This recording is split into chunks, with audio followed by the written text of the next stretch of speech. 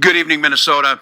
Thanks for allowing us a few minutes with you. We wanted to take some time, myself, some of our commissioners in public safety, to spend some time to update you on the situation after last night's events in Minneapolis. We understand as a state, as a country, but certainly here in Minnesota, the wounds of the end of May and the George Floyd killing are still raw. The sense of unrest and the sense of unease is still permeating. We saw it in our neighbors in Wisconsin this week, and then, of course, last night in Minneapolis. I spent today touring businesses, specifically Black-owned businesses, those that are operating, not ones that it was in St. Paul, and then spent the day calling leaders in the Black community and talking about what we saw and trying to make sure that this important conversation we've been having about the safety in our communities and the sense of inclusion for everyone is not lost in what is obviously lawless behavior that's dangerous, and how are we making sure we separate that. That conversation has to be done. That conversation on equity, whether it's in our schools or health outcomes, has to happen. It cannot happen when violence is prevailing. It cannot happen when our cities do not feel safe. It cannot happen when businesses are targeted at a time when we need every single business we can operating the best we can because of COVID-19. So just to be clear, those conversations that we're moving forward on need to continue to happen. But over the next 12 hours, our certain concern, as it always is safety and security and bringing peace into the city. So we just want to reassure Minnesotans that the state is there to support the city of Minneapolis. We have approximately 300 National Guard troops prepared to support the law enforcement, and keeping in mind that that is their role in support of law enforcement. We have about 250 state patrol that have been tasked, in addition to DNR and other state assets, and then the joint powers agreements. Making sure that I would stress we need the help again of folks. 8 o'clock curfew in both Minneapolis and St. Paul. Transit is running. We want to make sure people can get out and get home. But we certainly can't allow the behavior that happened last night. It closes down the discussions. It puts people at risk. It simply is unacceptable. In a time in our nation that the unrest and the distrust is running high, Minnesota needs to be that example. I said it at the end of May, and I'll continue to say it.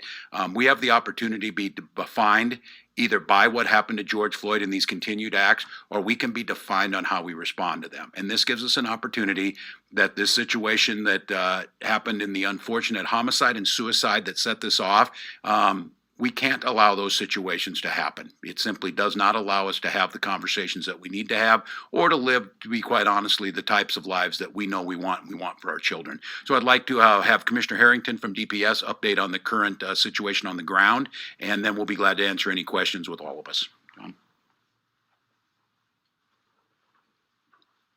Good evening. John Harrington, Commissioner of the Department of Public Safety.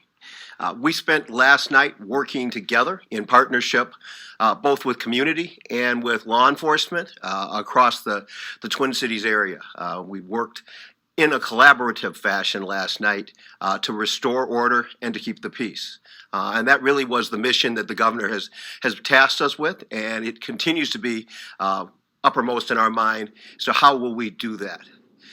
Today was no different than that, actually. It was a continuation of conversation with community, with Mad Dads and other community organizations about how can we keep the peace out on the streets. It was a conversation with Chief Arredondo from Minneapolis and Sheriff Hutchinson from Hennepin County and dozens of other police chiefs and sheriffs from around the Twin Cities area to make sure that tonight there will be in excess of 1,000 peace officers working to keep the peace in the Minneapolis-St. Paul area.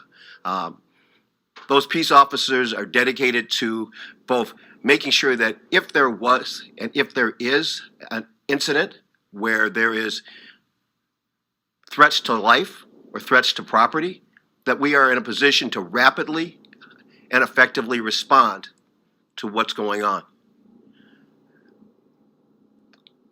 The work tonight, I think, is really set up upon community policing, and one of the things I will comment upon is that I saw last night, working with Minneapolis and working with State Patrol and working with public safety officers from across the Twin Cities area.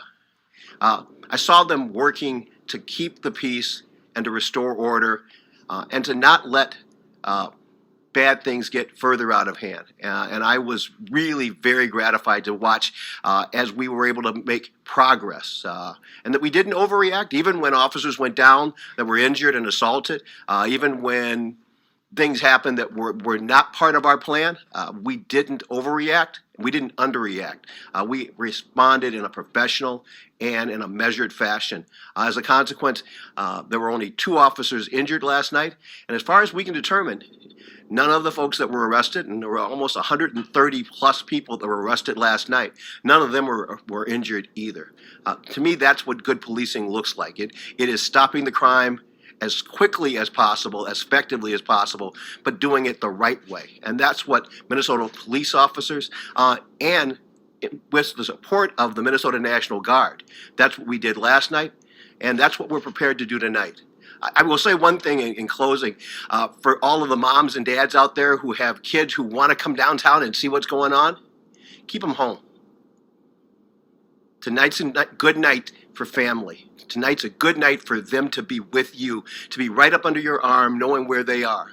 Because if they're in downtown Minneapolis after 8 o'clock, we will enforce the curfew.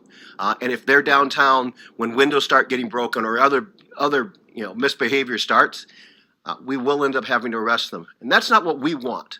It's not what Minnesota police officers and peace officers want. We want to have a peaceful night in Minneapolis and in the Twin Cities. And we're prepared to work with you and with the community to make sure that that happens. Thanks, John.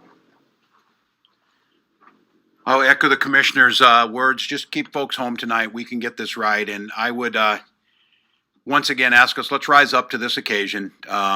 We can tackle this together, and there is no percentage and no good comes out of continuing to divide us. We need to try and figure out this trust issue that is being challenged at all times in our cities amongst those who are, whether it's elected office or those that are responsible for public safety and the citizens that they're there to serve. And that is a conversation that needs to happen free of violence, free of dangerous situations, and the opportunity needs to be presented to them. So questions?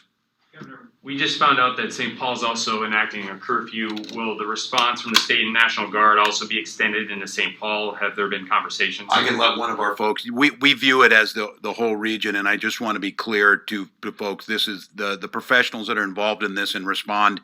You saw it in the last time this happened in a complex, unprecedented environment. We know these things change very quickly, so we want to make sure that those surrounding communities, the suburb communities, are also there. So I may mention, General, if you want to talk about how we view the entire area that's under. Brigadier General Sean Mankey, the Adjutant General. So we are liaisoning with the local law enforcement agencies in Minneapolis as well as the State Emergency Operations Center here, and we are prepared to respond in a supporting force to the local law enforcement agencies that are on the ground. So not necessarily just Minneapolis, but other areas in the metro area if needed.